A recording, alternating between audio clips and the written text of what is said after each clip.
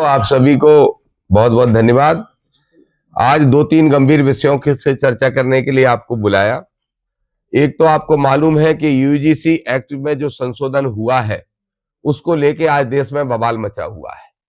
Azad Samaj party Bhim army ने, आदरणीय भाई चंद्रशेखर आजाद जी ने और हम सब साथियों ने यह तय किया है, हमारे भीम आर्मी के प्रदेश अध्यक्ष सुनील बैरसिया जी ने तुरंत ये घोषणा की है कि आगामी 12 तारीख को भोपाल में हम एक बड़ा आंदोलन करने जा रहे हैं। यूजीसी एक्ट में जो परिवर्तन आए हैं हम उसके पक्ष में हैं।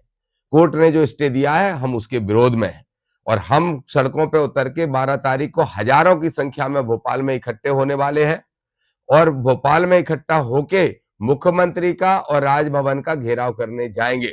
ये संदेश देंगे कि अगर इस देश के अंदर 3% लोग कोर्ट को ये संदेश भेज सकते हैं, 2%, 1-2% लोग, कि वो नियम गलत है, तो हम ये संदेश भेजने का काम करेंगे कि ये नियम SC, ST, OBC, शोषित वंचित वर्ग के बच्चों के हक में है, इसलिए इन नियमों को जारी रखना चाहिए। तो 12 तारीख को हमारा बड़ा आंदोलन भोपाल में यूजीसी के समर्थन में होने वाला है।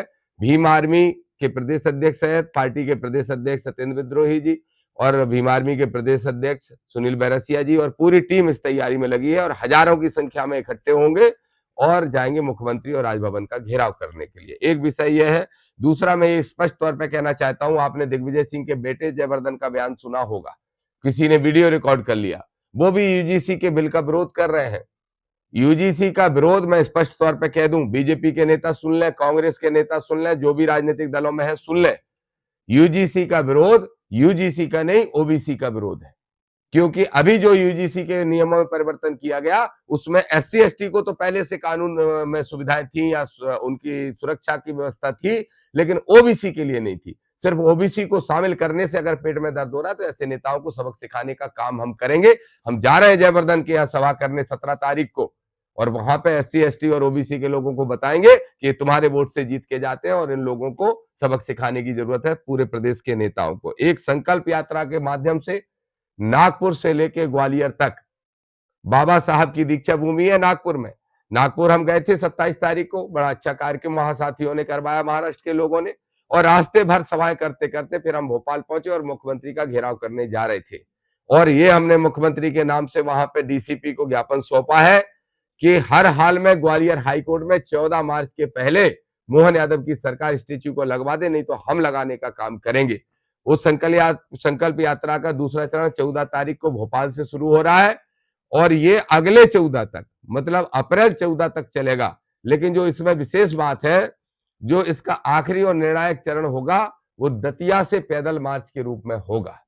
दतिया से हम 1 लाख लोगों का हमने लक्ष्य रखा है, अब देखते हैं कितनी संख्या होती है। हम दतिया से पैदल चल के जाएंगे ग्वालियर तक। आपको याद होगा कुछ दिन पहले एक 28 साल का नौजवान लड़का निकला था इस देश के संविधान को तोड़ने, हिंदू हिंदू भाई भाई का नारा देते हुए, धीरेन्द्र शास्त्री जिसका नाम है। हम अब निकल रहे हैं, उसने जो कचरा फैलाया है सांप्रदायिकता का, भेदभाव का, उसको हम साफ करते हुए इस देश को, इस प्रदेश को संविधानवादी भूमि बनाना चाहते हैं। इसलिए उसी तरह की यात्रा हम निकालेंगे, लेकिन संविधान की रक्षा के लिए 15 मार्च को ग्वालियर पहुंचेंगे और डटकर मुकाबला करेंगे गैर संवैधानिक लोगों का और बाबा साहब की स्टेच्यू लगाने का काम करेंगे। आप सबके लिए बड़ी खबर यही है कि 11 तारीख से 11 मार्च से दतिया से लेके और ग्वालियर तक हम पैदल यात्रा करने वाले हैं। ये दोनों विषय के लिए आपको हमने बुलाया था। अब अगर कोई विषय हो तो आप पूछ सकते हैं।